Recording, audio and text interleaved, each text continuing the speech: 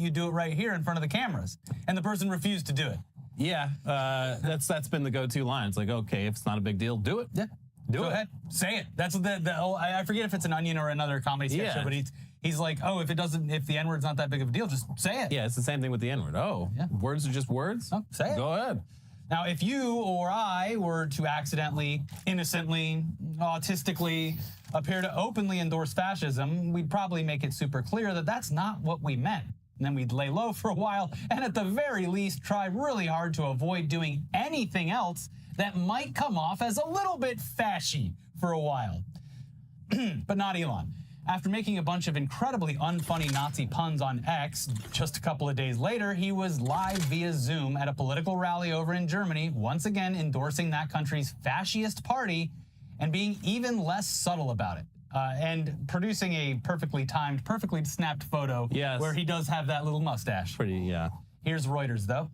Elon Musk made a surprise appearance during Germany's AfD, Alternative für Deutschland, election campaign event in Halle in eastern Germany on Saturday, speaking publicly in support of the far-right party for the second time in as many weeks. Addressing a hall of 4,500 people alongside party leader Alice Weidel, Musk spoke live via video link about preserving German culture and protecting the German people. It's good to be proud of German culture, German values, and not to lose that in some sort of multiculturalism that dilutes everything, Musk said. Oh, the particles. There's so many Nazi particles coming off of this guy. Yeah. I mean, this is especially rich. I mean, if you've ever actually been to Germany or know anything about the post-war period of German, it's like it is a multicultural country. I'm sorry. You can't put the toothpaste back in the tube. They brought over like a shitload of workers from Turkey in the 50s and 60s, I believe. Now we're like 3-4 generations back from that. There's a huge Turkish culture there, to the point where what a lot of us consider Turkish food is actually Turkish German food. Yeah. And I'm sorry. Like, what the fuck are you gonna do? It's a multicultural country, and it's better for it. Up until apparently very recently, it was highly, highly looked down upon to do anything even closely related to fascism or Nazism. Right, yeah. So like, it's very weird that while all the U.S. newspapers were like, Elon did a strange gesture, like over in Germany, at least to be more blunt about it. In the reputable news outlets, they're just like, yeah, he did a Nazi salute. And I mean, over there, they do take that shit a little more seriously than we do over here, for very good reason. So it is crazy to do that, whatever he did, and then like 4 days later, tune in via video chat with the furthest right party in Germany, the one that's constantly accused of being the new Nazi party. Yeah, well, and it's kind of happened too over the past couple of days. I have actually seen like screenshots from X of people doing it ironically to be like, yeah, it's not that bad. One lady, like a county supervisor or some shit, did it on TikTok and like immediately. Yeah, what are you doing? Everyone in her state was like, get the fuck out. And she resigned, but it was just like, yeah. It is. I mean, turns out that try it. if you're an influential person, and an influential person in circles that you have entered in and become very friendly with, I just don't understand what anyone thinks the response is going to be. Like, whatever you think the salute was, it clearly reached its target audience. So that when it comes down to it, doesn't matter what the host on CNN thinks he did. Yeah. Anyways, it continues. It continues. Last week, the U.S. billionaire caused uproar after he made a gesture that drew online comparisons to a Nazi salute during U.S. President Donald Trump's inauguration festivities. On Saturday, he said, "Children should not be guilty of the sins of their parents, let alone their great-grandparents," apparently referring to Germany's Nazi past. "There's too much focus on past guilt, and we need to move beyond that," he said. Musk spoke in favor of voting for the far-right party, saying, "I'm very excited for the AfD. I think you're really the best hope for Germany. Fight for a great future for Germany," he told onlookers. Weidel thanked him, saying the Republicans were making America great again, and called on her supporters to make Germany great again. Damn, where have we heard that term before? It's almost been like 100 years. Like, okay, so much like with the Make America Great Again, the first question is, okay, so when exactly did that really was the greatness at its peak for you when you talk about making it great again? And I mean, with the U.S., it's easy to point I figure most people would say the 1950s, mostly because of false nostalgia, but also because they it was they a post-war benefited. boom. They benefited from a great economy and like the New Deal before they got rid of that. Yeah. When was Germany great exactly? I believe. I mean, look.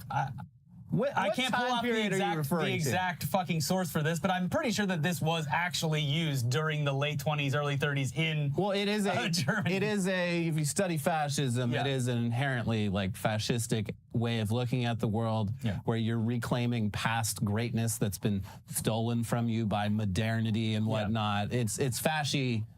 MAGA is fasci. These people are fasci. Also, they didn't say it quoted in the article, but this whole thing is like when Caesar came up and crossed the Rhine, he saw the German warriors, and he said, these are the greatest warriors on earth. And just really, like, again, that's really fascist shit. This is stuff that Hitler and the Nazis, they were all about basically fabricating a past of theirs where they were, like, the best at everything. And if not for those dang Jews, we could still be like that. This is all the problem, though, is Elon continuing this and blatantly showing everyone what he means by it, and then getting away with jokes or mistakes is just, he's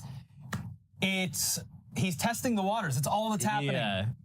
There's definitely an element of it that's just, 12-year-old who's mad that pushing the limits. Yeah, pushing the button, and what are you going to do about it? Exactly. And apparently nothing. No one's going to do fucking shit about it, apparently. So yeah, this is all a big, huge yikes if you know anything about German history. It's an even bigger yikes if you know anything about the AfD, who generally avoid saying anything too positive about the Nazis because it's straight up illegal there, but are still regarded as fascist, even by some of Europe's other far-right political parties. There's absolutely no reason for a guy like Elon to do any of this unless he's really, really into what the AfD are all about. And he seems kind of into it. Yeah. All right, I guess there's one other reason. I mean, the AfD are anti-EU. That's probably big part of it. I mean, yeah, it's very silly considering Germany's central role in the EU and how much they benefit from it, but that's xenophobia for you. Yeah. Things don't make sense. And Elon really, really doesn't like the EU, what with all their pesky regulations and governing bodies.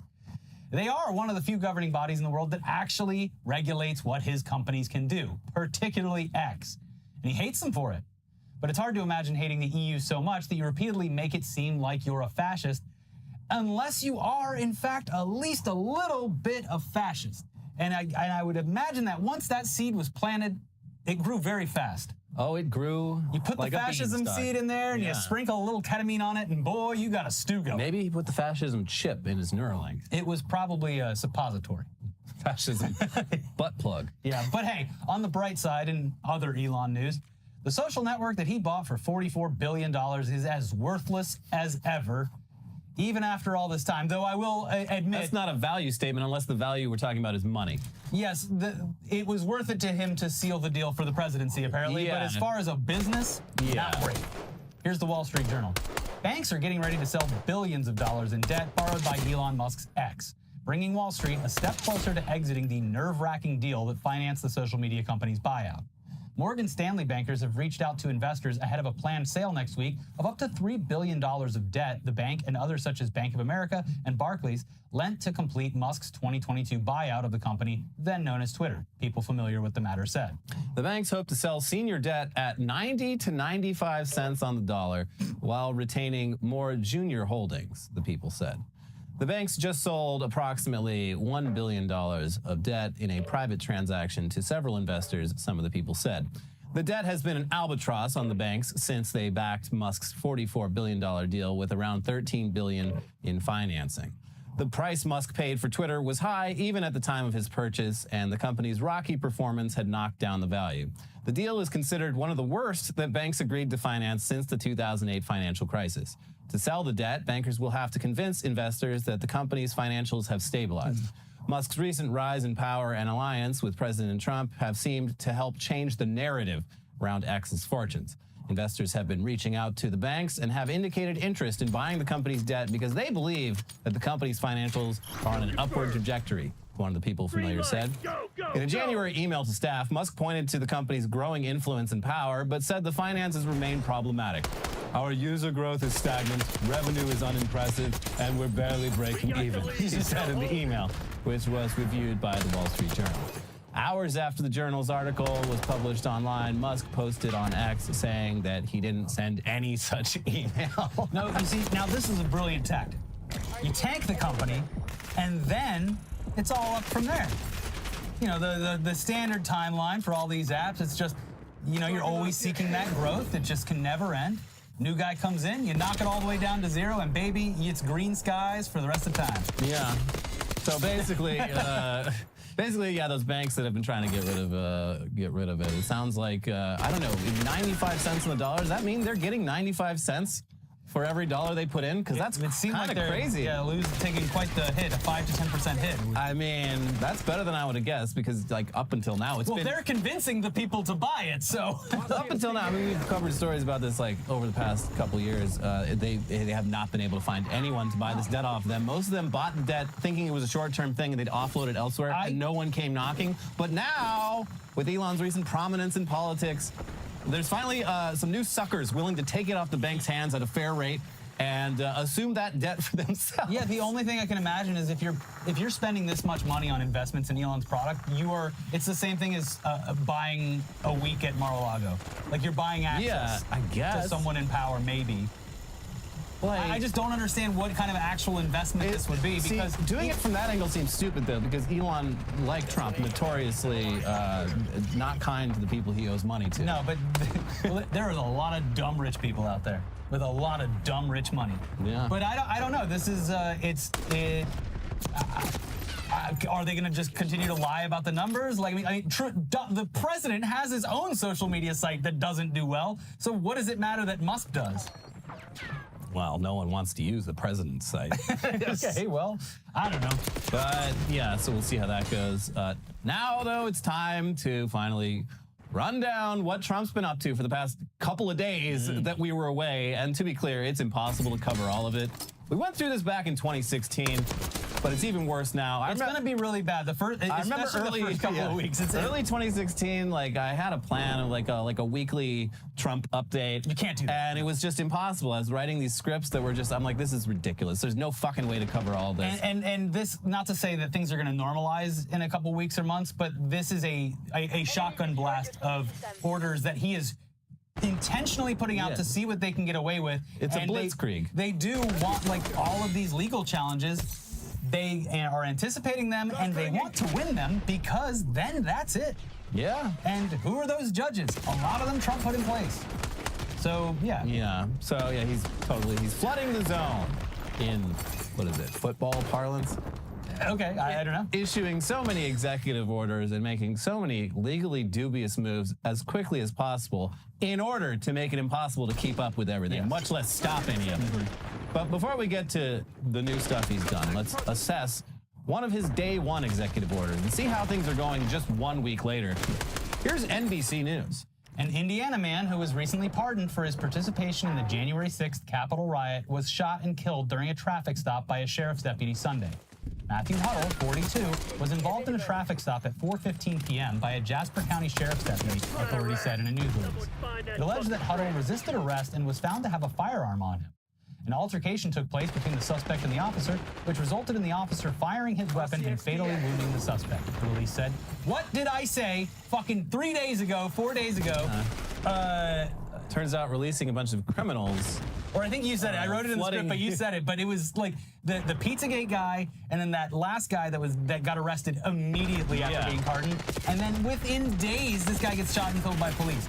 So yeah, what we said the other day, how there's going to be lots of problems for these people in the near future.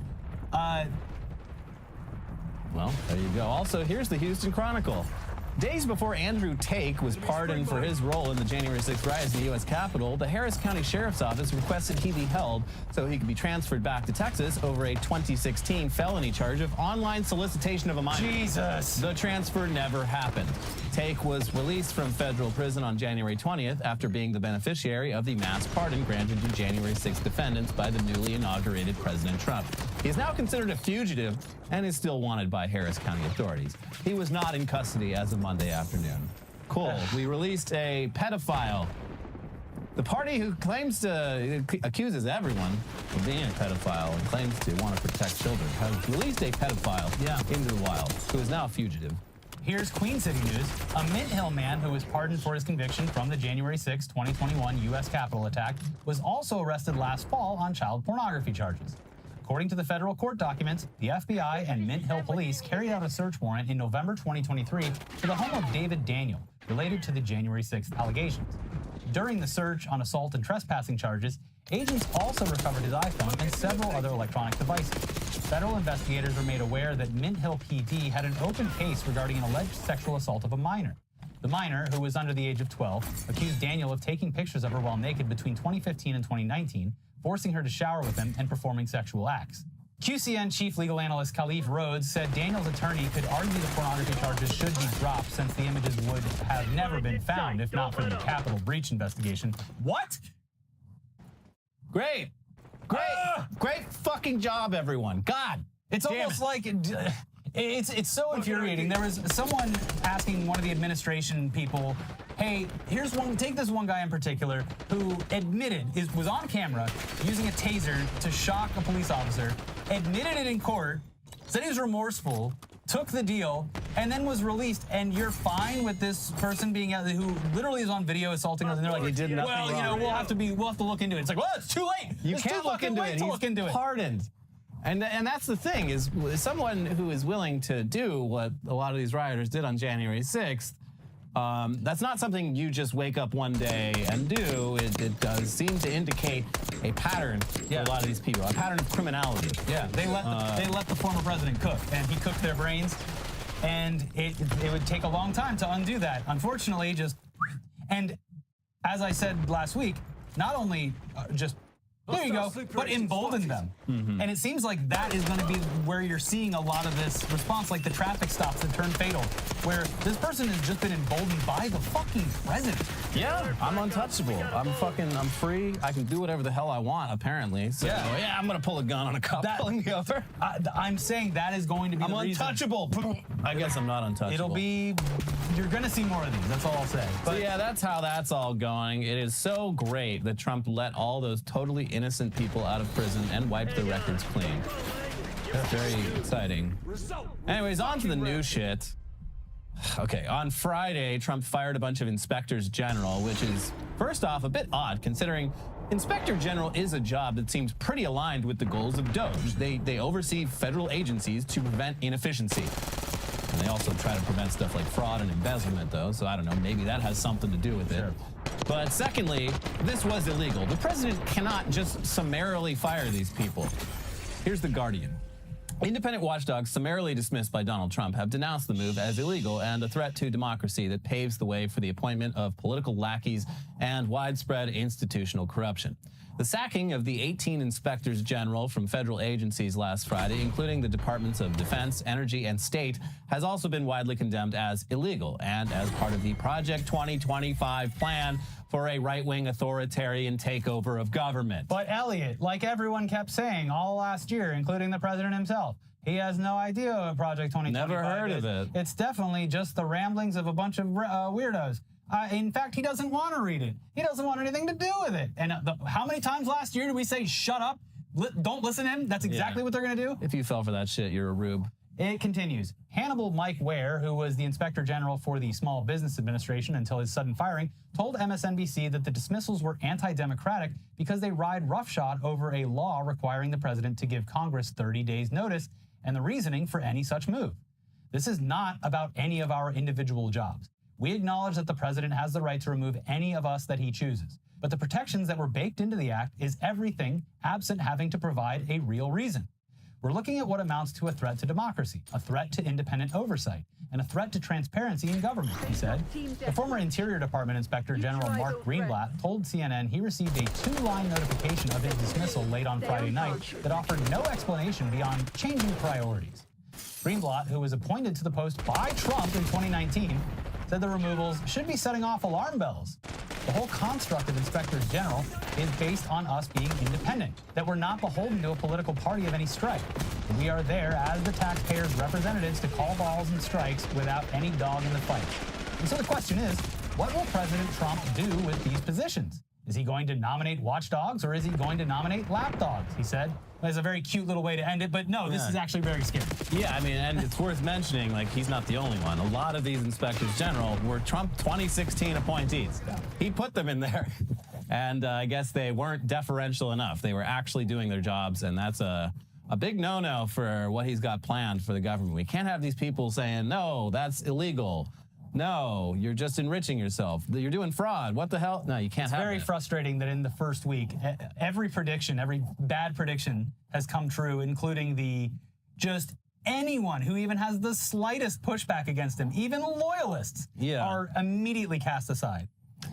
Anyway, you've probably already put 2 and 2 together by now. This might be illegal, but, well, technically, according to the Supreme Court, nothing the president does is illegal if it's an official act. And that is the official line from the new White House press secretary. And what the hell are you going to do about it? They're trying. They're trying to see what they can get away with, and they're getting away with it. Everyone. Anyways, next up, over the weekend, Trump had the first international standoff of his presidency, and it was very dumb, but it won't be the last, and it probably won't be the dumbest. Mass deportations are fully underway, and that means loading up undocumented people onto planes and flying them back to where they were born. Maybe they haven't spent more than a few days or hours or weeks in the place they were born, but that's where they're being sent. Maybe they've been here for the vast majority of their lives and have an entire life here. Doesn't fucking matter. Maybe they escaped horrific violence and are now getting tossed directly back into it. Which, so this would, of course, require some level of international cooperation between the U.S. and wherever they're flying these people to. But when Colombian President Gustavo Petro told the U.S. that he wasn't going to let the U.S. military just show up in his country and dump a bunch of handcuffed migrants, this set off threats of a very dumb trade war between the two countries. Every American said, no, we need that coffee, goddammit. Yeah. And that cocaine. I can't go back to tea. Yeah, for about a day, it seemed like coffee was about to become exorbitantly expensive due to steep new tariffs. And on top of that, Trump threatened to block Colombian citizens from traveling to the U.S. and to revoke the visas of Colombian officials in the U.S. Colombia responded with their own tariff threats. All Petro wanted was the U.S. to do this without military aircraft and not treating these people like criminals. Yeah, not treating them like fucking convicts with handcuffs and jumpsuits. And as a lot of people have pointed out, the negative view of the U.S. military in Colombia meant that Petro just letting this happen would have been political suicide. He had to do something. Petro stated this clearly on X, saying, "We have never refused to take migrants, and we have made efforts to stop migration. But do not demand that I accept deportees from the U.S. handcuffed and arriving on military flights. We are not anyone's colony." So it's a very touchy subject down there, and kind of forced his hand. Trump did this in a way that was just so out of pocket. This is all like it is a lot of this. The military planes is what makes this different. This is all a lot of marketing for Trump. He's getting the photo ops. He's getting the videos for this. Biden deported more people than Trump did in his first term. Obama deported. Like, this is something that we don't necessarily agree with, but this has been done in ways that even outdo Trump. But he's putting them on the military planes. He's doing the perp walk. He's getting the photos for his making a big show out of it. So yeah, there was definitely, obviously, some kayfabe to this. Like you said, like Trump was asking for it. And in the end, the whole thing was resolved, and all the threats were withdrawn. But the message here was the United States does not respect Latin America or its leaders, which has been the mostly unspoken truth up till now. But now, for Colombians and South Americans in general, it's a lot more explicit. And also, Petro got everything he wanted. He's like, we'll come pick him up. Just stop sending them. Stop sending them military planes. We'll send a jet to get them. And so Trump, both sides get to claim this as a victory. Trump's like, people are finally respecting America. But I don't know. It's sending a message to a lot of Latin American countries that are understandably, like close to the U.S. and trade partners and whatnot. That like they're maybe should look elsewhere. Maybe look to Europe and China as more reliable partners in a lot of ways. Well, the funniest thing about all this was just the immediate pundit reaction of, well, we'll just grow our own coffee here in America.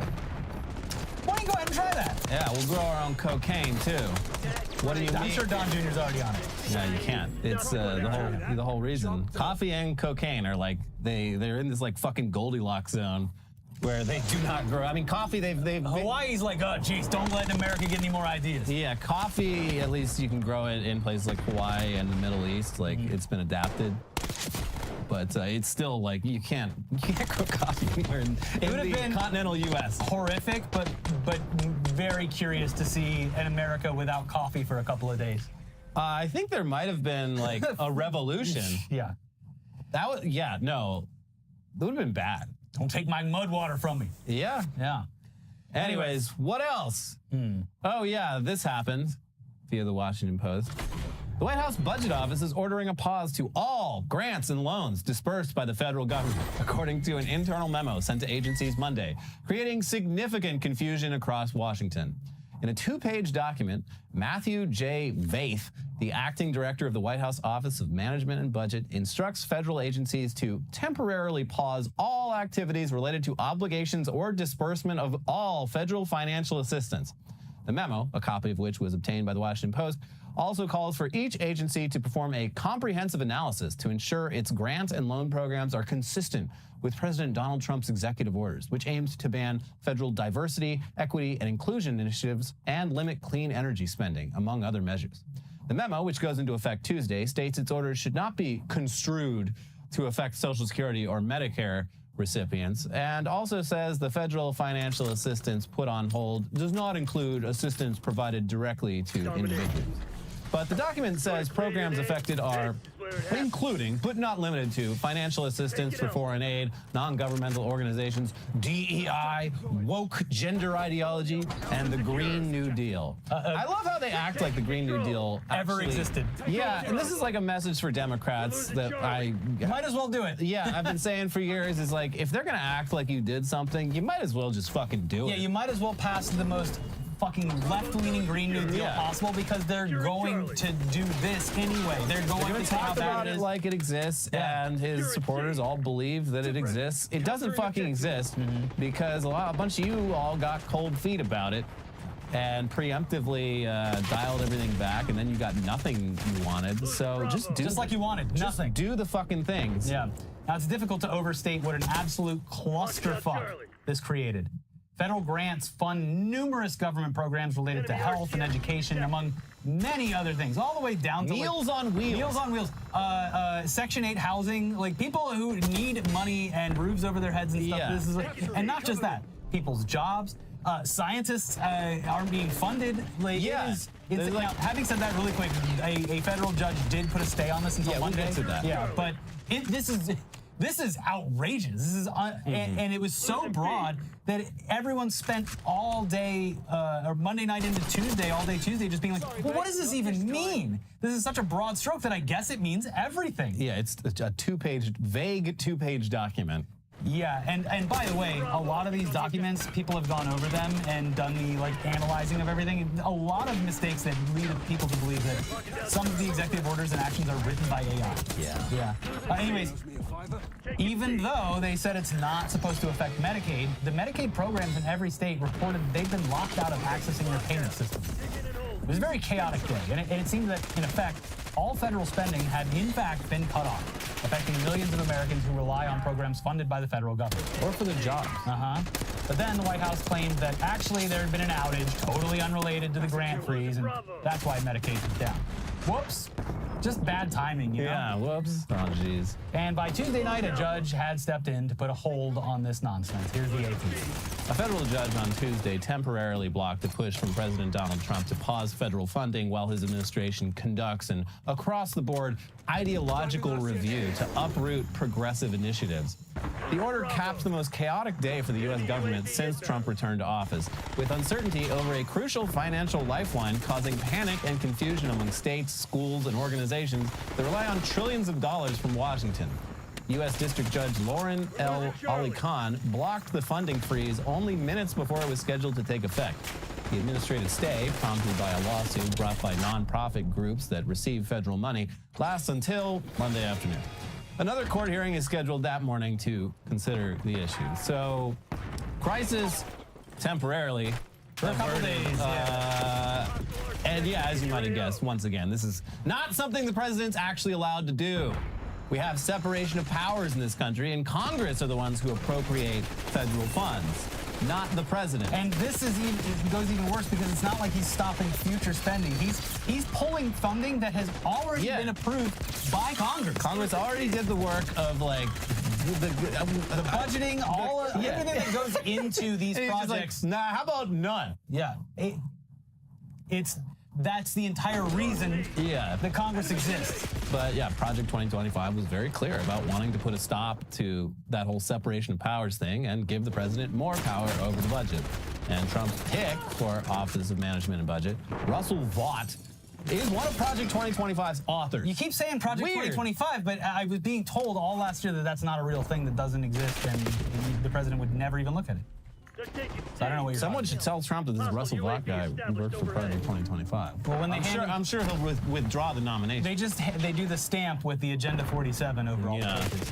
Anyway, here's the AP. In some ways, the president and his campaign went farther than Project 2025 in asserting presidential power over federal purse strings. In his Agenda 47, Trump endorsed impoundment. That legal theory holds that when lawmakers pass appropriations to fulfill their duties laid out in Article 1 of the Constitution, they simply set a spending ceiling, not a floor. The president, the logic goes, can simply decide not to spend money on anything he deems unnecessary, because Article 2 of the Constitution gives the president the role of executing the laws that Congress passes. Congress acted during Richard Nixon's presidency to reject the impoundment theory. But Trump's circle wants to challenge that, potentially setting up a constitutional fight that would require the Supreme Court. Oh, no. Vought did not venture into impoundment in his Project 2025 chapter, but he wrote that the president should use every possible tool to propose and impose fiscal discipline on the federal government. Anything short of that would constitute abject failure. We're losing Charlie. Well, shit. Well, the Supreme Court to the rescue, right? They're gonna put a stop to this, the Supreme Court. This blatantly unconstitutional shit. They're gonna look at that and say, no way, Jose. We don't have kings here in America. We fought a whole war over that. So you can get out, Donald Trump. That's what's gonna happen, right? You have to say no way, Joe, now, by the way. Oh, yeah, you can't say. No, this is like, this is so unfortunate. And I hate to see anyone suffering. I don't care if they did fucking vote for Trump. I don't want to see anyone suffer, but it's gonna, I think, be a wake-up call for a lot of people who fucking work in some capacity, in some relation to a government program that they haven't even thought about. Yes, there's a trend in this country of people thinking they're totally self-made and they're not relying on any handouts or anything, but like even their company that they work for might have a grant that's coming from the government. You don't know. So much money from the federal government goes to various things that, again, you don't think about. It's very passive. It's not. You're not thinking, oh, I'm spending government money right now. It's just that's how things work. It's just working. And that's especially true for older Americans who, skewed pretty far to the right in this and every other election. They rely on a lot of government programs. Anyways, making things even more chaotic is the fact that in the midst of all this chaos, we've now got to take a quick moment now to let you know that this episode is sponsored by Hims. Hims Hair, the perfect solution to all the hair that's been falling off your head in these interesting times. Or just turning gray. Yeah. Like mine. Go and give it a good tug. Look at all that. Just from watching this episode, you've lost half your hair. Yeah. Now, some men, like me, are able to navigate hair loss gracefully and confidently, though I did forget to shave my head. So that's why I'm wearing a beanie. But not everyone looks fantastic with a bald head, and there's nothing wrong with wanting to keep that lush, flowing mane of yours just the way it is, or maybe even turn back time to back when it was lush and flowing. And now with Hims, the solution is simple. Try Hims Hair Loss Solutions and you'll be joining hundreds of thousands of subscribers who got their flow back. Hims provides you with convenient and quality access to a range of hair loss treatments that work, all from the comfort of your couch. Hims makes treating hair loss simple with doctor-trusted options and clinically proven ingredients like finasteride and minoxidil that can regrow hair in as little as 3 to 6 months. Choose from personalized chewable, oral, spray, and serum treatments to find out what works best for you. The process is simple and 100% online, so there's no uncomfortable doctor visits. Sir, I'm going bald, help. Answer a few questions and a medical provider will determine if treatment is right for you. If prescribed, your treatment is sent directly to you in discreet packaging for free. No insurance is needed, and one low price covers everything from treatments to ongoing care. HIMS has hundreds of thousands of trusted subscribers, and they can help you get your confidence back too with visibly thicker and fuller hair. Start your free online visit today at hims.com/itdaily. That's HIMS.com/itdaily for your personalized hair loss treatment options. hims.com/itdaily. Results vary based on studies of topical and oral minoxidil and finasteride. Prescription products require an online consultation with a healthcare provider who will determine if a prescription is appropriate. Restrictions apply. See website for full details and important safety information. Okay, did you enjoy your break? Well, it's time to get back into the news and check in on see what else Trump did this week. Okay, well, he's taken huge steps to combat the single greatest threat that is facing all of humanity. Oh, so good. That's good. And that's What threat is that? well, it's I guess it's the mere existence of transgender people. Oh, yeah, we can't have that. Jesus Christ. What a thing to focus on, Mr. Trump, you absolute fool. So the party of course, personal freedom really doesn't want certain people who make up 1% of the population to have the personal freedom to express their gender identity. And this week, they kicked things off by focusing on the military. Here's NBC News. President Donald Trump signed 4 executive orders pertaining to the military Monday, including one barring transgender people from enlisting and serving openly, and another cracking down on diversity, equity, and inclusion initiatives in the armed services. The order pertaining to transgender military service, titled Prioritizing Military Excellence and Readiness, reinstates a policy from Trump's first term and rescinds an order by then-President Joe Biden that allowed trans people to enlist and permitted already enlisted trans service members to receive coverage for transition-related medical care. Oh, quick side note, too. The thing about just, like, we're banning DEI, that's also resulted in just total chaos, like, because they're like, we're banning DEI. If you continue to do DEI, you're going to be in big trouble. But like not really defining what it is, just leaving it vague. So like the Air Force, they're like, we usually show our cadets like this short film about the Tuskegee Airmen, this like all black Air Force group, and like yes. So I guess we're gonna have to stop doing that because it's like racial. And so they're like, okay, we're stopping. And then Pete Hegseth's like, no, why would you do that? That's unacceptable. Yeah, like, motherfucker, what? this is what you asked We don't know what the fuck you want. Go have a fucking Heineken, bitch. Oh, he's craving one so bad. Ooh, he's got the shakes, baby. He's got the tremors. Anyway, it continues. It is the policy of the United States government to establish high standards for troop readiness, lethality, cohesion, honesty, humility, uniformity, and integrity, the order states. This policy is inconsistent with the medical, surgical, and mental health constraints on individuals with gender dysphoria. This policy is also inconsistent with shifting pronoun usage or use of pronouns that inaccurately reflect an individual's sex. The order mandates that the Defense Department update its military medical standards within 60 days, promptly end invented and identification-based pronoun usage, and prohibit people assigned male at birth from using women's sleeping, changing, and bathing facilities. The order will take time to implement, so transgender service members will not be immediately ejected. It's unclear what will happen to service members who are receiving transition-related care through TRICARE, the military's healthcare program. Biden signed a defense bill in December that barred coverage of gender-affirming care for trans children of service members, so that care was already prohibited. Thanks, Joe. Also, they don't Are they even... just going to dishonorably discharge a bunch of transgender soldiers? Yeah, I mean, like... That would have bad implications on their future prospects as well. Yeah, it wouldn't be good. And again, the party of respecting the troops, I guess there's some asterisks after that. Depends on the troop, actually. And then they get very confused and defensive for some reason if you bring up the Tuskegee Airmen. It's so funny, too, like, talking about, you know, everyone needs to be combat ready. It's like fucking, like, 9 out of 10 service members not only won't see combat, but, like, won't even be in a fucking, like, position to ever see combat. Like, it's just a very silly to, like, look at the military like, oh, these people are all running out on the battlefield. This is, again, another thing that's being done with a very intentional purpose to really solidify who Donald Trump is in the very early stages of this presidency. The presidency where he has no boundaries at all. Yeah, they also, oh God, they didn't even include in the article, like, part of the executive order that's just like, you know, being a soldier in the U.S. military is all about, like, humility and You know, it's just, it goes against every every value of military service to think that you can change your gender. Like, that's a very prideful thing. It's so fucking ridiculous, man. Anyways, this is effectively a ban on trans people serving in the military, and it seems to go even further than Trump's 2017 trans military ban, at least with the language. And just like with everything Trump's done so far, there's thankfully already legal pushback. Again, they're bending until something breaks. They're trying to get this stuff in front of the courts. Yeah. Here's NBC News. 2 national LGBTQ legal organizations filed a federal lawsuit Tuesday challenging President Donald Trump's executive order barring transgender people from serving and enlisting in the military.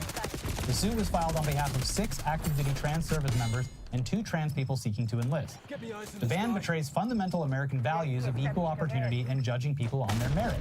Jennifer Levi, the Senior Director of Transgender and Queer Rights at GLBTQ Legal Advocates and Defenders, GLAD Law, said in a statement, "It slams the door on qualified patriots who meet every standard and want nothing more than to serve their country, simply to appease a political agenda.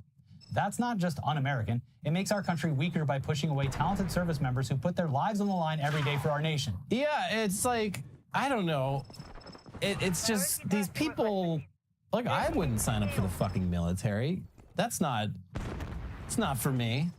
And like, I'm not into the whole, like, you know, thank you for your service shit, but like, I do have to, I have to respect someone who is willing to, you know, sign up for it. Yeah, people that join with good intentions to serve their country are doing it in a very noble way that is hard to not respect, but yeah, it's the system that's in place is not very... You want people who want to be in the military, and that's how shit has worked since we got rid of the draft. And last I checked, we're at like fucking all-time lows of like voluntary enlistment. Well, before 9/11, because 9/11 was obviously like huge for recruitment. Yeah. But, like, it was a very, obviously very specific time for me personally. But like my whole thing, and I think this just comes down to like, you know, just being like a hyperactive kid or whatever, is just like a lot of people that I know that I knew in like JROTC in high school or whatever were just like, yeah, the Army will give me like discipline, it'll teach me things that I need to do, and like, it'll like fix my shit. It's like, yeah, that should probably be figured out without the need of a fucking military service where like you have to have the will to get up and make your bed every morning or like pay your bills or file things correctly. It's just like, it works for some people, and that's obviously not factoring in what the military does. I'm just saying military service in general. I mean, it's you shouldn't treat the people, you claim to love the military and love the troops, you shouldn't treat the people who sign up to put their lives on the line, or maybe not, but at least sign up to like dedicate years of their lives to doing this, like the way you're treating them here. It's fucked up. Yeah. Someone actively wants to join amidst like a complete downturn in enlistment, and they're like, I don't know. I don't think so. Anyway, the article then, they talked to one of the plaintiffs, this guy right here, who's apparently supposed to just go back to being a woman in the eyes of the U.S. military, despite looking like that. That's a dude.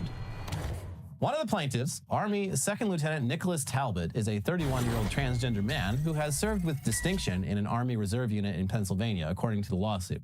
Talbot, the suit adds, was named honor graduate at basic combat training by his drill sergeants for going above and beyond in training and stepping up to leadership roles. When you put on the uniform, differences fall away, and what matters is your ability to do the job, Talbot said in a statement. Every individual must meet the same objective and rigorous qualifications in order to serve. It has been my dream and my goal to serve my country for as long as I can remember. My being transgender has no bearing on my dedication to the mission, my commitment to my unit, or my ability to perform my duties in accordance with the high standards expected of me and every service member. Yeah, again, it's just being cruel for being cruel's sake. Yeah, and I mean, like, with so much of this shit, like, trans people in sports, transgender care for youth or whatever, there are governing bodies who their sole focus is how these things are run. And if the actual people in the military, the officers, the generals, the military leadership thinks this is fine, who the fuck are you to come along and say, no, it's not. No, I know you actually deal with this shit on a daily basis and it's your whole fucking thing, but like, nah, actually, You don't know what you're talking about, and we're going to make a decision for you. Well, next up, Trump went after transgender children, who Republicans are all convinced are walking into doctors' offices and immediately undergoing invasive, irreversible surgeries, and not what's actually the case, which is for the vast, overwhelming majority, it's just getting therapy, temporarily blocking puberty via hormones, socially transitioning, and being addressed by their preferred pronouns by their pediatricians.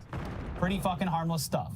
But now every trans kid who saw a bright future for themselves living in accordance with their gender identity has to just live in despair until they're at least 19. And let's be real here, Trump's coming after all trans adults as well. Yeah, I mean, the military, and then like among federal hiring, anti-DEI just means don't hire trans people.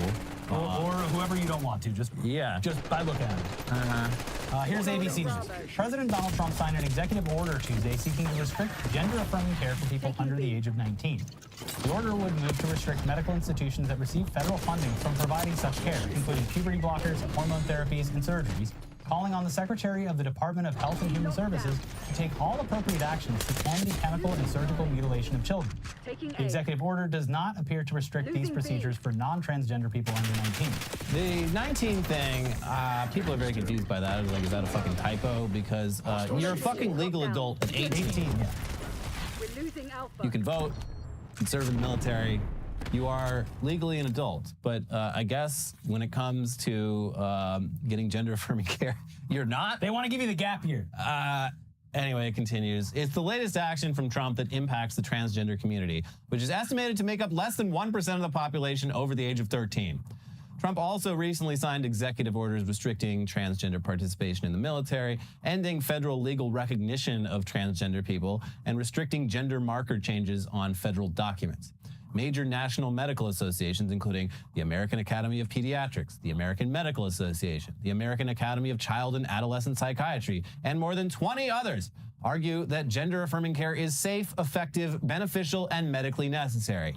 Amid an increase in states moving to ban gender-affirming youth care, the American Psychological Association said in February it opposes state bans, quote, which are contrary to the principles of evidence-based healthcare, human rights, and social justice, and which should be reconsidered in favor of policies that prioritize the well-being and autonomy of transgender, gender-diverse, and non-binary individuals. So the overwhelming consensus in the medical community is that gender-affirming care for youth is, according to all the available evidence, a good thing. But Trump and the Republican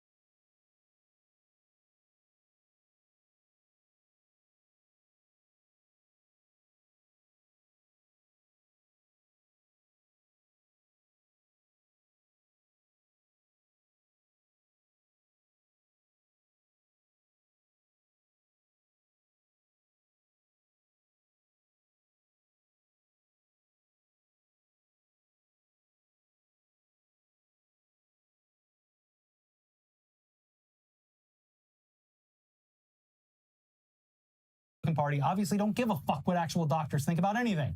Trump just says, hey, just tell everyone I'm 220, 6'5". We're good. The Save the Children crowd is actively creating a situation where self-harm and suicide among youths is going to increase. And the ones who manage to live through this are gonna have a bad time.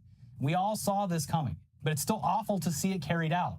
And every dipshit centrist contrarian who piped in over the last few years to carry water for conservatives on this issue needs to have a little bit of self-reflection. Reflect on what you've done, but chances are they won't. Anyways, just to be abundantly fucking clear, we love our trans audience members and the trans community in general. Protect trans kids. Protect them in your local community. Protect your friends and neighbors. And fuck all these people that are making their lives harder. Anyways, I guess that's a good point to end things for today. We didn't even get to everything. No, there's so much. There was a lot. We got China undermining the entire tech industry in a very funny way. Yeah. So yeah, there was a lot to catch up on from the weekend, and we will continue catching up in tomorrow's episode, where among all the other Trump bullshit, we will discuss how the AI bubble seems to be suddenly imploding in a very predictable way. What do you mean they weren't doing anything? Until then, though, please be sure to like the video, leave a comment down below, even if it's just unintelligible grunting. Smash that keyboard, smash that like button. And if you need to catch up on all the other bullshit, the videos will be appearing on screen shortly. But first, wait. Big announcement for everyone. Get back in here. If you were closing the video, come on back. There's a big game coming up, but what if you don't care about that? What if you're looking for more options for what to do on football's biggest day of the year? Well, we're going to be a part of James Willems, Old James's next live trivia competition on Sunday, February 9th. So if you're in LA or around the area, get your tickets at the link below in the description. They're probably going to go quickly. Yeah. And even if you're not able to attend, you can buy tickets to watch it live via live stream. Should be some much needed fun. Yes, I'm very excited. It's one of my favorite venues in town. We haven't been on stage in a very long time. Been a while. Yeah, so we would like it very much if all of you showed up. All of you. All of you. All 100-something thousand of you Yes. show up to Dynasty Typewriter, which I believe holds 75 to 150. It's a small theater, yeah. But it's a great theater, and we love it, and we are very excited. And depending on how this goes, I don't know, maybe more live shows. We want to do from something. us in We the got to future. figure out how to do it, but we'll do something. Well, that's why Joel's apparently running all the James. We have lots shows. of questions for Joel. So we'll just say, hey, Joel, do it. I want what you've done for others. Yeah. I see what you've done for others, and I want it for myself. Anyway, the videos are up there now. We'll see you soon. And buy those tickets. Leave a link in the description they'll be down. for the Dynasty Typewriter show, and we'll see you soon for some tech news. Bye-bye. Bye.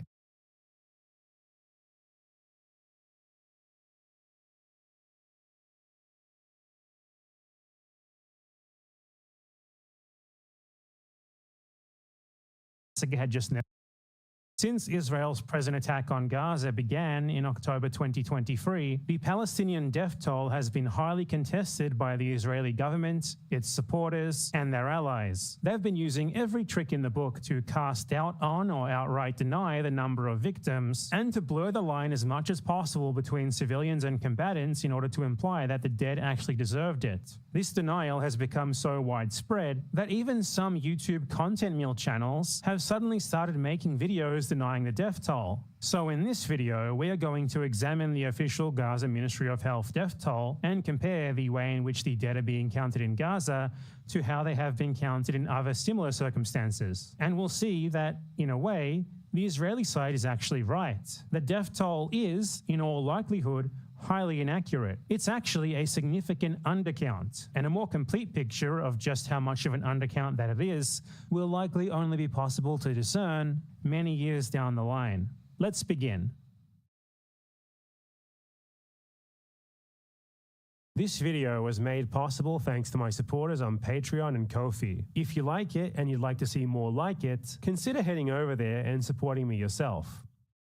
How many Jews were killed in the Holocaust? Most people watching this likely have the most common estimate memorized, 6 million. But something that you might not know is that today, after 8 decades of some of the most well-funded and intensive research into identifying the dead ever undertaken for any conflict, massacre, genocide, or any other similar event, still, only 4.8 million Jewish Holocaust victims have actually been identified.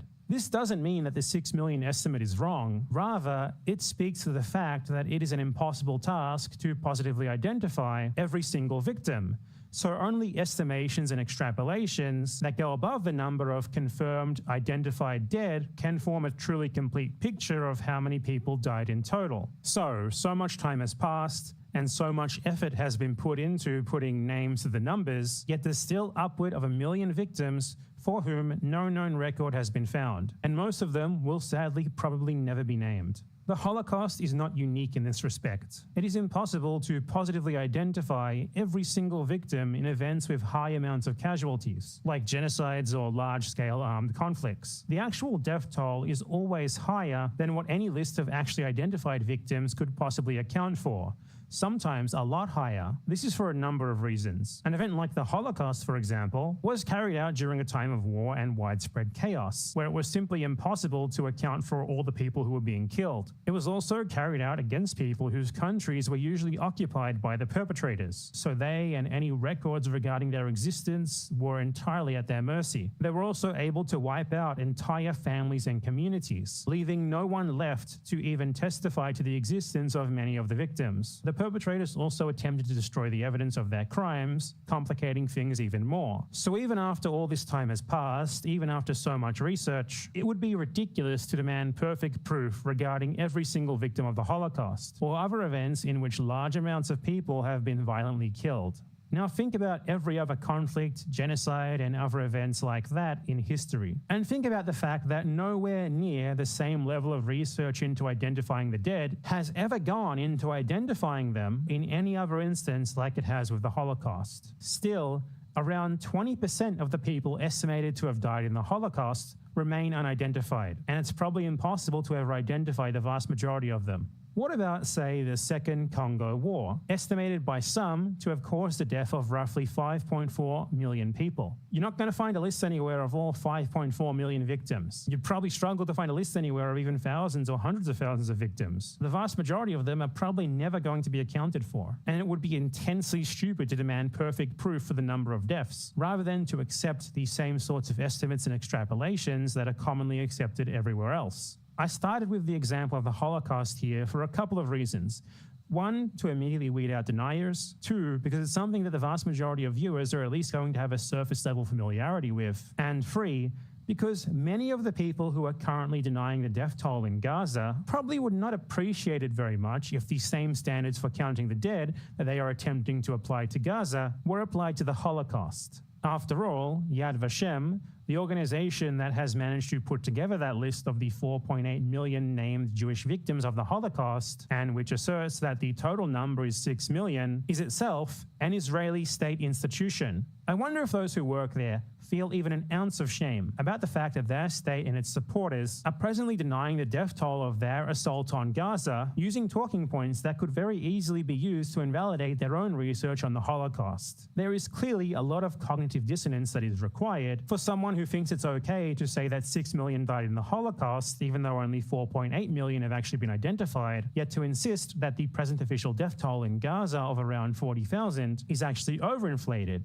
even though, unlike the 6 million figure for the Holocaust, it's not an estimate, as it only counts victims who have been positively identified in significantly more rigorous ways than those used by Yad Vashem. The official death toll in Gaza, recorded by the Gaza Ministry of Health, is based on a much higher standard of evidence than what is usually expected of death counts in both active and past conflicts, or other such large-scale mass casualty events, both modern and historic, and especially in those that are still ongoing. Yet it's also been subject to far more scrutiny and doubt than practically any other similar event. In addition, these attempts to instill doubt in the veracity of the death toll are being given significant undue credence in the mainstream. Important world leaders have even openly denied the death toll, and many articles in some of the world's most widely read news outlets have been taking such arguments seriously. In most other cases, this sort of denial would not even be given mainstream attention, and if it did get any mainstream attention, it would surely be negative.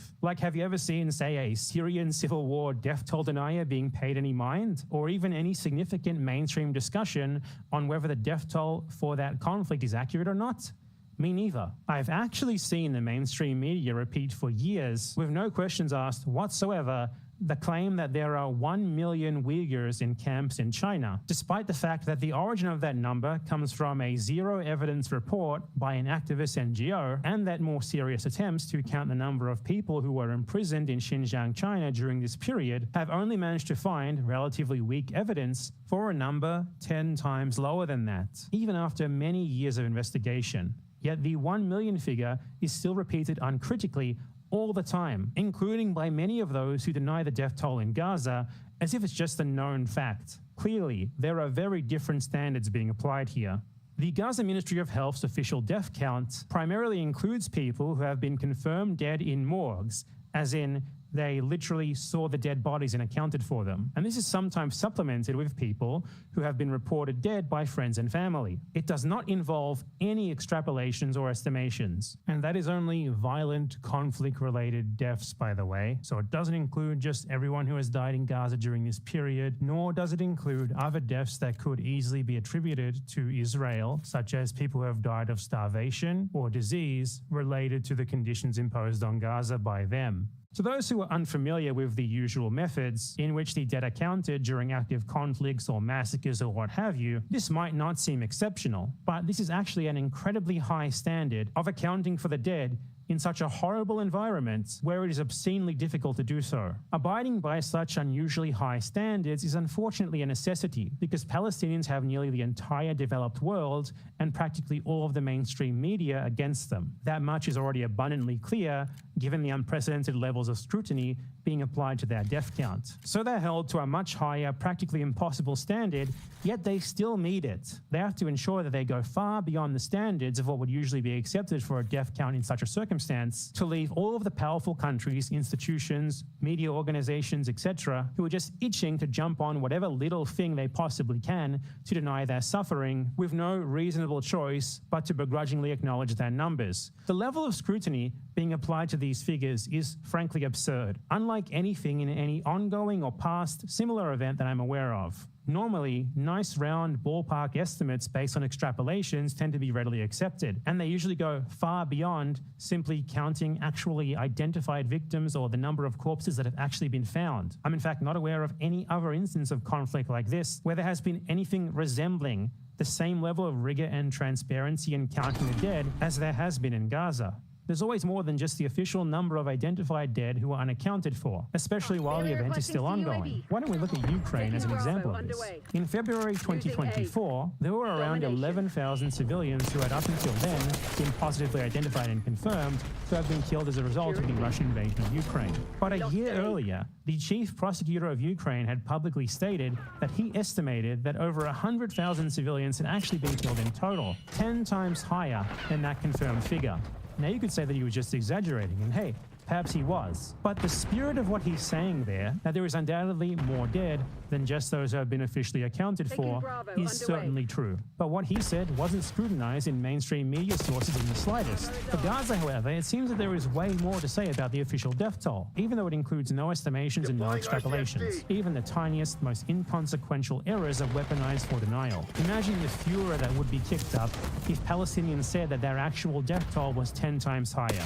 The way this denialism usually functions is by first insisting that the Gaza Ministry of Health just innately cannot be trusted because it is Hamas. So a civilian organization, according to this argument, should just have everything that it says discarded out of hand because of the governing party of the territory in which it operates. This has some obvious issues because whether they really are Hamas or not, you still have to actually respond to the list that they have produced on its own merits, rather than just insist that it be ignored based on who is producing it. And their death counts have been proven reliable many times in the past, so there's no logical reason to discard their work now and assume that they are suddenly making everything up this time. Then if you aren't entirely convinced by their insistence that you just throw out the death toll entirely based on who produced it, then they move on to demanding that it be discounted because it doesn't meet some impossible standards that they invented specifically for this instance, which they have never applied anywhere else and which are never applied anywhere else. They arbitrarily take issue with the methodology used, presenting it as if there is something just sort of self-evidently wrong with it, without giving their audience any point of comparison for what they think a good example of what acceptable methodology would would be. This can only work because most people are unfamiliar with this topic. They have no idea how conflict deaths are usually counted or estimated, so they simply don't know that the actual fact is that the practices being used in Gaza are in reality far above the usual standards. An illustrative example of someone who does this is John Spencer, a pro-Israel propagandist who has become something of a referent recently in the Gaza death toll denial movement. And you don't need to take my word for that. His pinned tweet is a video of Benjamin Netanyahu himself praising him. He's not exactly pretending to be neutral. In this tweet, Spencer confidently asserts that the Gaza Ministry of Health's death toll is not reliable, linking a report by the most unbiased source imaginable to back his assertion up: UK Lawyers for Israel.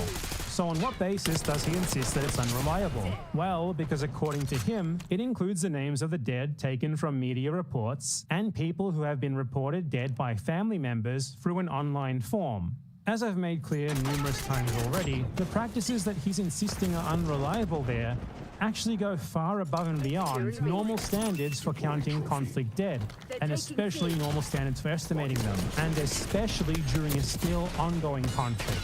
To exclude people reported dead in news reports or by family members would mean literally only counting actual corpses that have been cited in person by Ministry of Health staff, a ridiculous standard not demanded of any other party in any other conflict ever. Whatever minor errors might result from a couple of incorrect news reports or a family jumping the gun and reporting someone who's missing dead when they're actually still alive will be totally insignificant in the long run compared to the far higher number of real dead that using additional methods like that will allow them to identify. That said, while it would be fine to do that, the Gaza Ministry of Health doesn't actually use news reports. This is a lie that comes from a mistranslation of a Ministry of Health announcement which in reality said that they had started using non-medical staff, such as public relations and media employees, to help them with searching for, finding, and identifying people's remains. Nothing to do with news reports.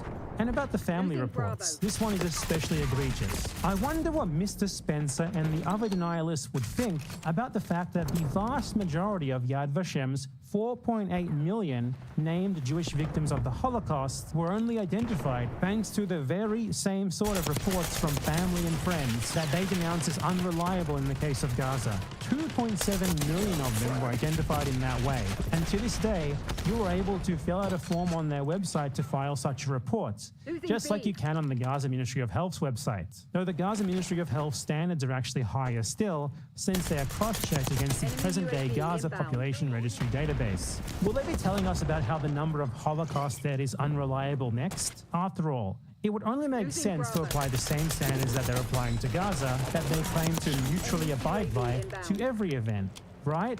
But of course they won't. They're just going to keep doing what pro-Israel propagandists specialize in and what I have talked about a lot in my videos about Israeli propaganda on this channel: decontextualization. They rely on the fact that most people have, of course, never stopped to say, I wonder how they count the dead in conflicts, in order to present the practices in Gaza as if they are unacceptable and render the count invalid, when the exact opposite is actually true. This baseless propaganda is then spread far and wide and reported on by mainstream media outlets as if it's not ridiculous, as well as, of course, being parroted by other stupid and malicious Israel supporters who have no interest in applying even the most basic standard of critical analysis to such assertions, like YouTubers. Now let's talk a bit about the situation on the ground in Gaza, how it affects the Ministry of Health's ability to account for the dead, and what it indicates about the real death counts. Here is a map based on satellite imagery of the destruction that Israel has caused in Gaza. You can clearly see that most built-up areas of Gaza, which is where the most people live, have been destroyed. And guess what? This map is from December of 2023. 2 months into the assault, 10 more months have since passed, and undoubtedly, even more of Gaza has since been destroyed. In May 2024, the UN estimated that 370,000 housing units had been damaged or destroyed.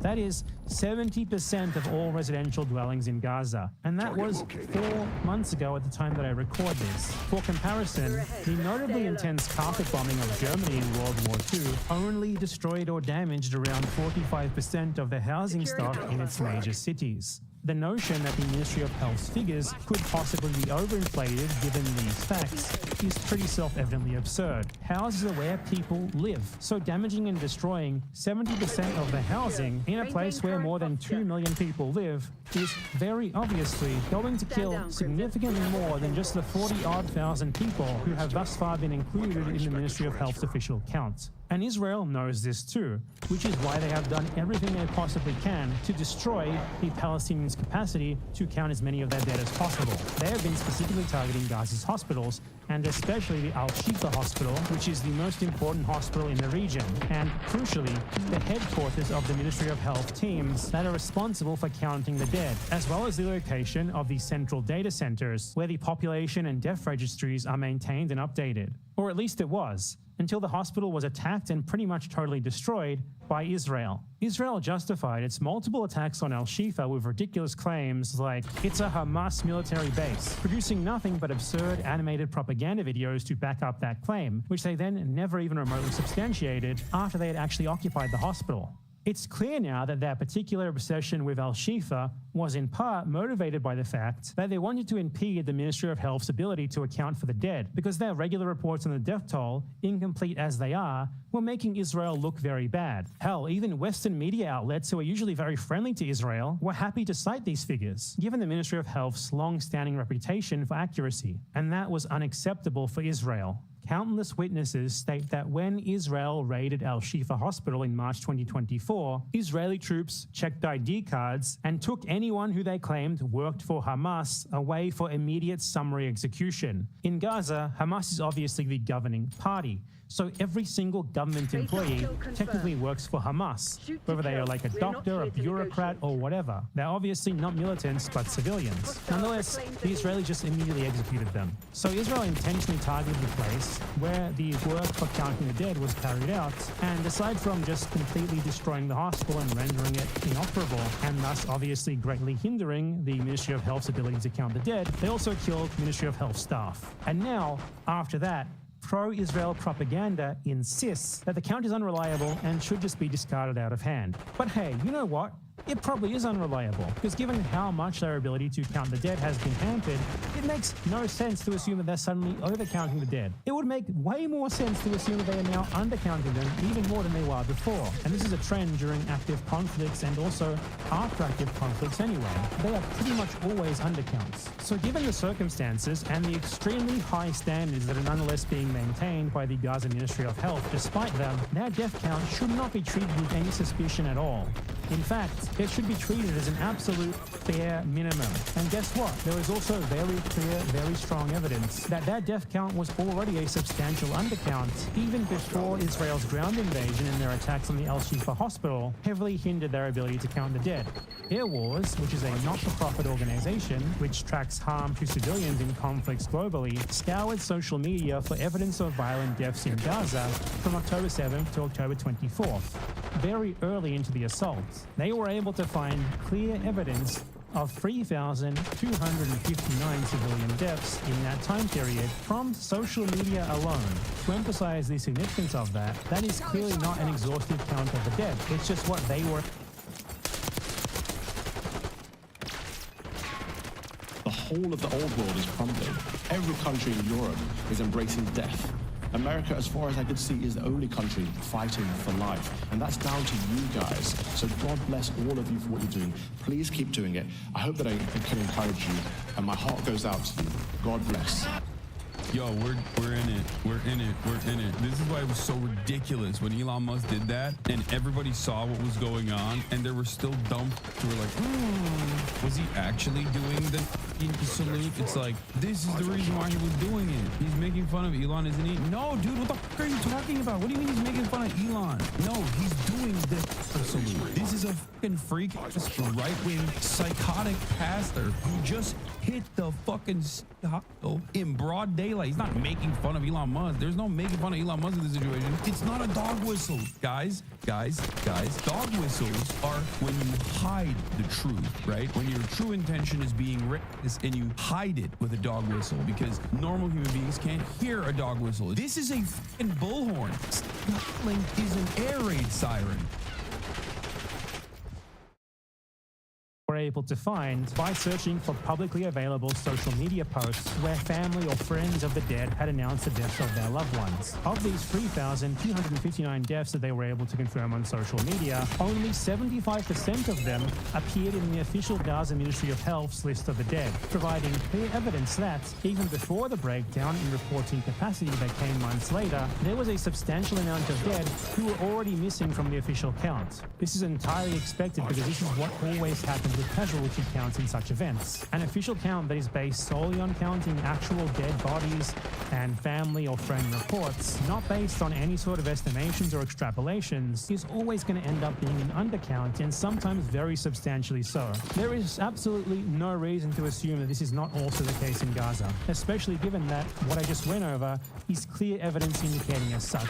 Solely from looking at social media, one tiny organization was able to find more than 700 victims who were at that time missing from the official Gaza Ministry of Health list of the dead. If that was the case back then, when the Ministry of Health was still operating at maximum efficiency, then it's doubtless that Air Wars was really only scratching the surface there. As obviously, every death is not going to just be announced on publicly searchable social media profiles. So the bare minimum estimate for the number of dead in Gaza since October 7, 2023 should actually not be the Ministry of Health's official death count. It should be the official number plus 25%. Right now, that would be around 51,000 dead in total. And that's a low ball. A significantly higher number of dead who aren't included in the official count is even more likely. Is it 50%, 75%, 100%? 200%? It's impossible to know for sure, and it will likely remain so for a long time yet. But what is most important here is that the idea that the official figures are an overcount is pretty evidently ridiculous. They are in reality certainly an undercount, and the only real question up for honest debate is by how much? Another talking point that these denialists like to use is the claim that the official list hides the fact, according to them, that almost all of the male dead on it are actually Hamas militants. This is part of a strategy that Israel has been using since the beginning of their assault, where they try to blur the line between civilian and combatants to justify the absurdly high civilian death rate in Gaza. The most recently released official list of the dead is sorted by age, so it begins with 14 pages of nothing but babies under 1 year old. In total, 52% of the dead on the list are women and children, and around 4% are elderly, for a total of 56% who are from demographics that are very unlikely to be combatants. And that doesn't mean that the remaining 44% who are so-called military-aged men are combatants either, because as should be obvious, every single adult, non-elderly male is not a combatant. And if they're killing so many women, children, and elderly people, then it's a given that they're also killing a whole lot of civilian men as well, especially because there is a trend in modern conflict where a significant majority of the civilian deaths are adult males. A good point of comparison to use here is the still ongoing Syrian civil war. A number of different organizations attempt to count the death toll of that conflict. One of the most prominent of these, which is regularly cited in the mainstream media, is the Syrian Observatory for Human Rights, whose figures we'll be looking at here. Their death figures seem to lack the same level of transparency that the Gaza Ministry of Health figures have, as I couldn't find anything like the extensive and easy to find lists of the names of the dead, which are released every couple of months for Gaza. Perhaps they're out there, but if they are, they're not nearly as accessible. They're mostly just released numbers without lists of names to correspond to them. Numbers which then tend to be reported on without any question in the Western media, and which I've never really seen anyone question at all actually, despite this comparatively lower level of transparency. Note that I am not questioning the accuracy of these figures in any way. I'm merely comparing the quality of evidence that is provided in these two cases to show how unreasonably high these standards are for Palestinians in comparison. In March 2024, the Syrian Observatory for Human Rights released a report stating that they had, up until that point, counted 507,000 named dead and estimated that there were a further 110,000 dead who they had not been able to identify, providing another example of what I've been saying throughout this video, that there are always more victims who are unaccounted for and who might never be accounted for. Of this total of 617,000, they state that 164,000 were civilians. That's 26% of the total, with the other 74% being combatants. Already, we can see clearly that the proportion of civilians killed by Israel in Gaza is undoubtedly far higher than those who have been killed in Syria, given that 56% of the dead in Gaza are from groups that are highly unlikely to contain significant numbers of combatants, compared to 26% of the deaths in Syria being of civilians. But the situation in Gaza looks even worse when you consider the proportion of civilian deaths in Syria who were adult males. A whopping 74%. 15% were children compared to 33% in Gaza, and 9% were women compared to 18% in Gaza. This data abides by a wider trend. It's normal for there to be a disproportionate amount of men among the civilian dead because women and children are more likely to be evacuated first, men are more likely to stay behind for a number of reasons, they are more likely to be a part of rescue operations and other such endeavors that make them more likely to be in harm's way, and it's also far more likely for civilian men to be killed because they are wrongly assumed to be combatants, or because they are perceived as a threat even when they're known to be civilians. All of this indicates very clearly that Israel's targeting in Gaza has been very indiscriminate. And even indiscriminate is being generous, since numbers like these can really only be achieved by intentionally targeting non-combatants. To kill such a huge proportion of people from demographics that are so unlikely to be combatants, such as women, children, and the elderly, really requires an intention to do so. And with that in mind, the pro-Israeli talking point that all or most of the male civilians who have been killed were actually combatants falls over. Because if they are killing so many clear civilians from groups like children and women, then it makes no sense to assume that they aren't also killing equally large amounts of male civilians. This can be further confirmed with an analysis of another significant modern conflict, the Bosnian War, which took place between 1991 and 1995. This is a conflict which is widely considered to have involved particular brutality towards civilians, and especially for its particular brutality towards Bosnian women. Estimates of civilian deaths during that war indicate that 22% of the civilian adult victims, children excluded, were women, and 78% were men. 35% of the overall deaths were of civilians, and 65% were of combatants. When combatants and non-combatants are counted together, 92% of the adult dead were men, and 8% were women. So imagine just how much Israel has to be intentionally targeting civilians in Gaza for there to be such a lopsided ratio of women and children among the dead there. In both Syria and Bosnia, the trend is very similar. Around 1 civilian woman killed for every 4 to 5 civilian men killed. If we were to apply this wider trend to Gaza then, that would indicate that the vast majority of the so-called military-aged men who have been killed there were civilians. It is incredibly notable that even compared to these two other cases, where a disregard for civilian life has been noted, the civilian death rate in Gaza is so high. Even if, for the sake of argument, we assumed that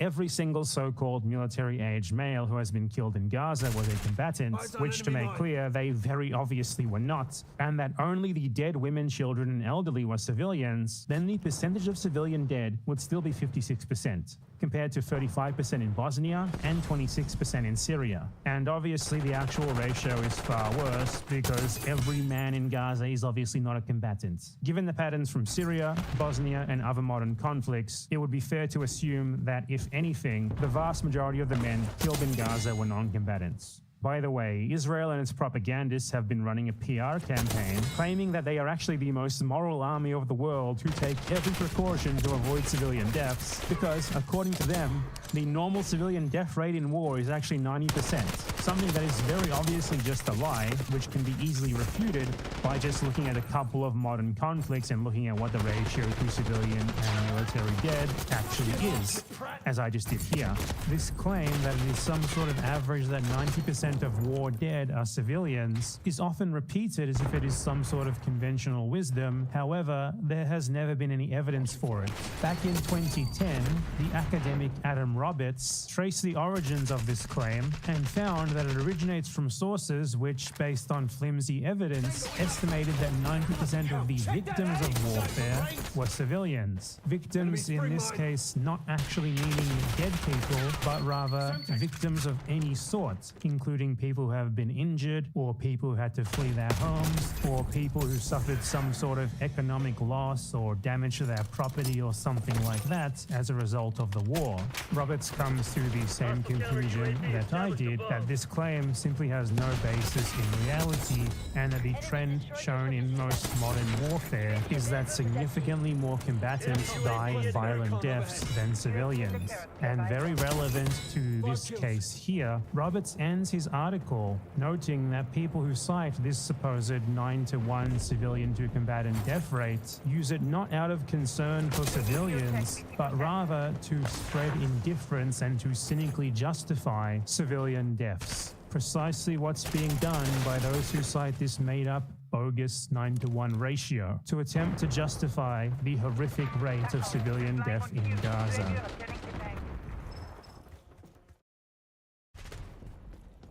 The situation in Gaza renders it impossible to fully account for the dead at this time, but the evidence that is available is nonetheless of a far higher quality than what is usually accepted in the mainstream in circumstances like these. And this evidence paints a horrifying picture of indiscriminate attacks in which an absolute minimum floor of 41,000 people have thus far been killed, the vast majority of whom were clearly civilians. And the abnormally high rate of clear civilian casualties makes it quite unlikely that this is anything but intentional targeting of civilians.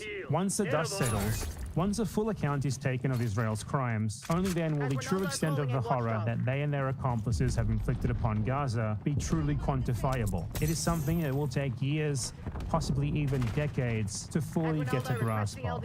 The actual number of dead is certain to be significantly higher than what the Gaza Ministry of Health has been able to report, and more are still being killed every day.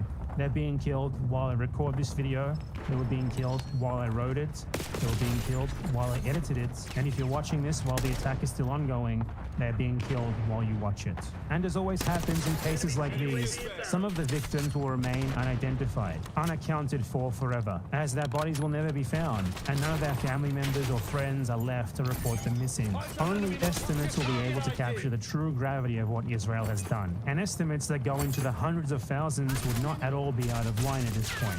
Given the already high official death toll, the extent of the destruction of civilian infrastructure and dwellings, and the way that similar death counts have evolved in other events of mass killings in the past, including the Holocaust. Now, I want to end this video with one more example, one that I consider to be very important, to provide some insight into how denialism of these events and their death tolls tends to evolve as time passes and things become more clear. A glimpse into the future of what is likely to happen with Gaza death toll denialism as the full picture becomes clearer and the strategies of the denialists evolve. The Srebrenica massacre was perpetrated during the aforementioned war in Bosnia in 1995. Bosnian Serb separatists, supported by the Serbian state, rounded up everyone who they considered to be a man of military age in the vicinity of Srebrenica, then killed them all on the basis that their sex and age made them all combatants. Sounds familiar, right? Initially, the denialists said this massacre never happened. In 1996, though, after the war was over, international investigators were finally able to access the town and begin investigating the crime. After 6 years of investigation, they managed to find the remains of a total of 2,028 people who had been murdered, and they made it clear when they released that information that it was not at all the final toll, just the number of bodies that they had found. Overall estimates of the total number of dead remained far higher, with the most authoritative one at the time being 7,455.